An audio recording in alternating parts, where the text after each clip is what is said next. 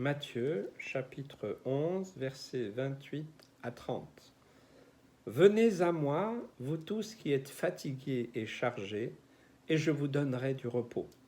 Prenez mon joug sur vous et recevez mes instructions, car je suis doux et humble de cœur, et vous trouverez du repos pour vos âmes, car mon joug est doux et mon fardeau léger. Jésus enseigne, et un peu plus tôt, c'est un enseignement particulier qui dit que, d'ailleurs Jésus dit que c'est révélé aux enfants.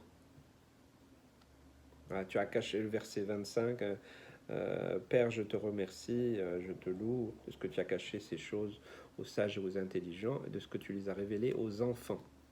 Donc un enfant, il est en capacité de comprendre, suivant bien sûr son âge. Ne parlez pas à un enfant de 2 ans comme à celui de 5 ans, 8 ans ou 12 ans, parce que voilà, il y a l'intelligence aussi, certaines notions qui s'établissent. Et verset 26, je te loue de ce que tu l'as voulu ainsi. Donc la compréhension de la parole de Dieu, de l'œuvre de Jésus, elle est compréhensible même pour des enfants. Moi, je sais que c'est à 3 ans que Jésus a eu un regard sur moi particulier, même s'il m'a toujours aimé, bien entendu, mais voilà, un contact particulier. Et puis, c'est à 16 ans que j'ai confié ma vie à Jésus, et je ne le regrette pas, je le suis depuis. Donc, oui, je crois.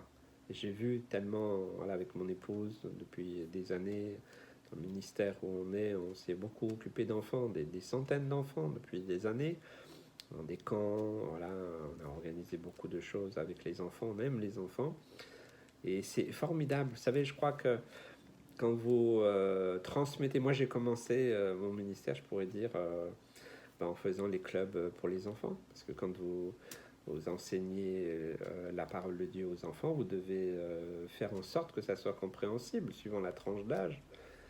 Et c'est un merveilleux exercice, c'est une meilleure formation possible, parce que vous devez vous adapter. J'ai été aussi aumônier, donc j'ai aussi apporté la parole de Dieu en prison.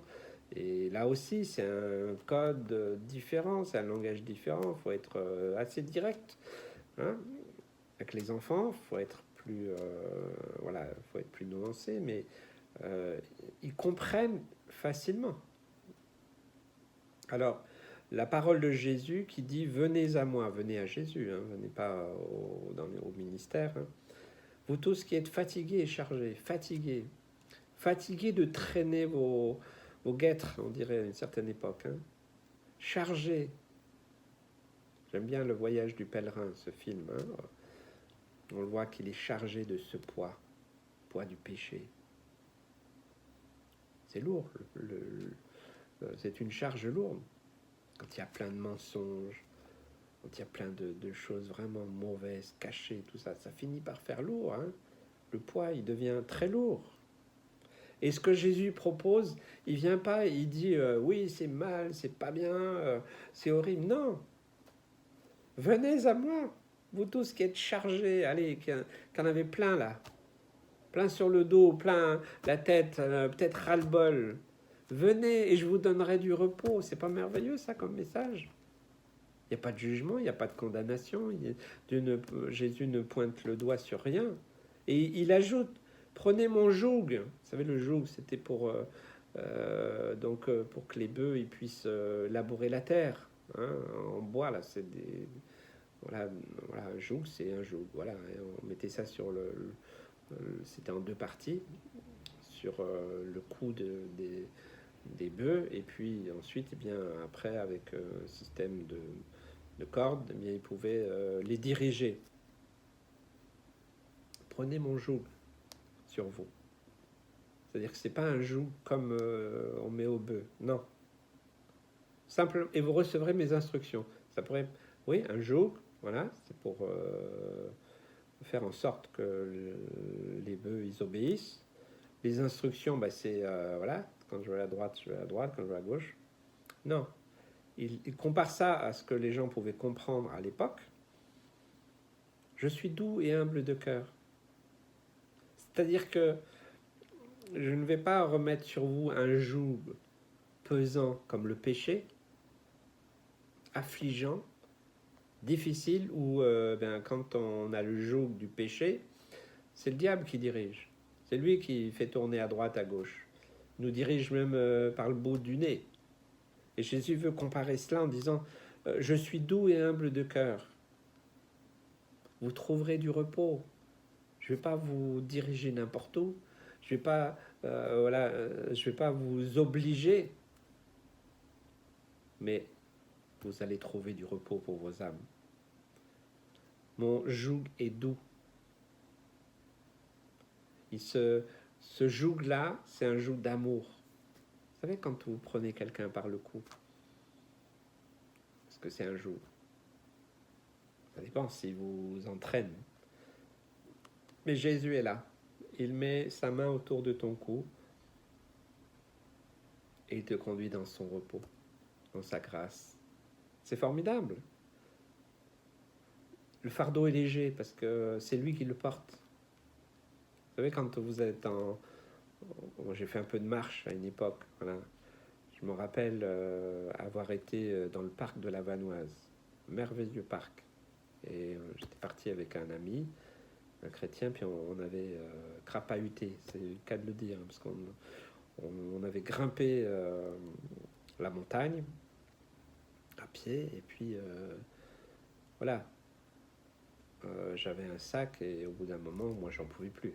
Hein. C'est pour ça que, vous savez, dans la montagne, ils ont, vous savez, les chiens de montagne, on voit les Saint-Bernard et autres, ils ont une espèce de petit tonneau, là, avec un petit peu de... en Savoie, je crois que c'était de l'agneau, hein, voilà, voilà, un alcool un peu fort, hein, pour vous en prenez un coup, puis vous continuez la route. Mais aussi, eh bien, quand vous n'arrivez plus à marcher, à monter, eh bien, le poids, le sac à dos, il devient très très lourd. Comme si plus vous forcez et plus il devient lourd. Alors, quand vous avez un ami, je te prends ton sac. Jésus a pris le sac de notre péché, de notre misère, de nos incompréhensions, mais aussi de nos contradictions. Il vient, il prend notre sac, et puis en plus, il nous prend par le cou et il nous emmène avec douceur, avec amour. Il dit, viens, je connais un endroit. Et je me rappelle que cette balade en montagne avait été extraordinaire pour moi. Parce qu'on était monté, ça avait été très dur, on s'est arrêté dans une bergerie, on a un peu... voilà, on a pris aussi un peu de cet alcool, je l'avoue, c'est vrai. Hein. Pour continuer, il fallait monter et arriver au refuge avant la nuit. On est arrivé là, dans ce refuge, il y avait une vue merveilleuse, magnifique, des lacs, voilà, vraiment tout en haut du parc de la Vanoise. Il n'y avait personne dans le refuge, hein. C'était une période où il n'y avait personne. Et là, d'être face à la nature, vous oubliez tout, la douleur de la montée. Vous arrivez dans un endroit de repos. Combien? Voilà, j'ai pris un bâton aussi pour m'appuyer. Et puis on a pu prier et puis être vraiment dans la présence du Seigneur, dans ce lieu de repos. Et je repensais aussi à ce texte merveilleux. Prenez mon joug et doux et mon fardeau léger, je vous donnerai du repos. On a besoin de repos. Et le péché, il nous empêche d'avoir du repos. Parce que, est-ce que je vais être découvert? Est-ce que ceci, cela, on est dans la peur, dans la crainte, pour nous-mêmes? Et puis des fois, ce sont des fausses peurs, mais voilà, il y a une pression, une tension.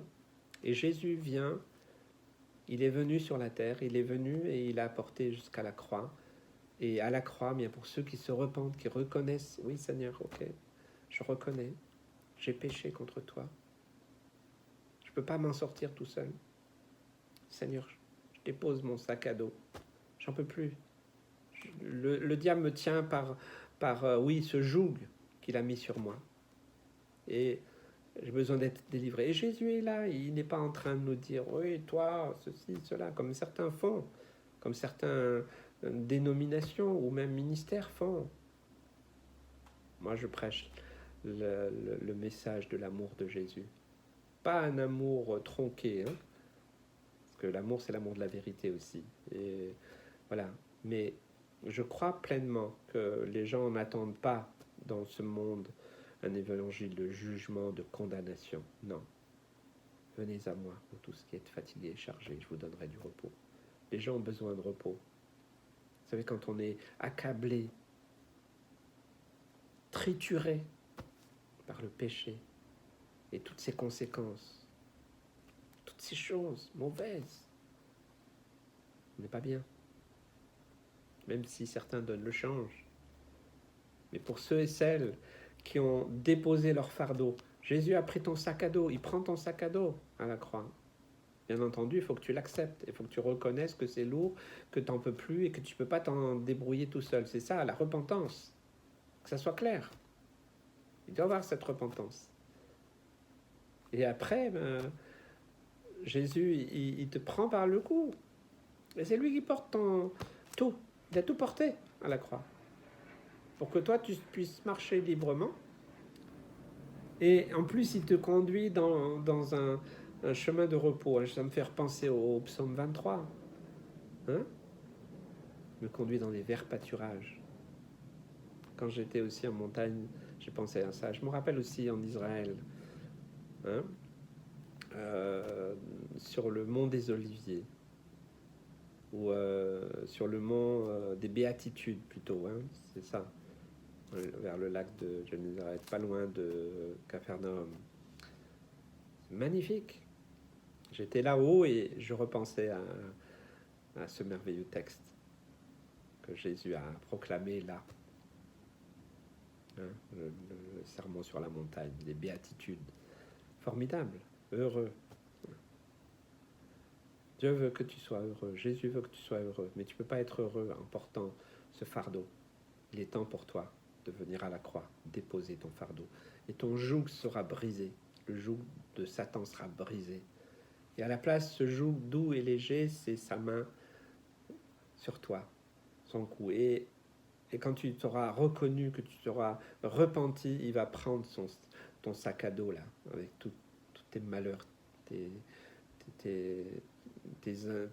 échecs, mais tous les pièges dans lesquels aussi le diable t'a mis, ou toi tu t'es mis. Alors, ton chemin sera plus facile. Ça ne veut pas dire qu'il n'y aura plus de problème, oui, mais Jésus est là, et il sera toujours là. Que Dieu te bénisse.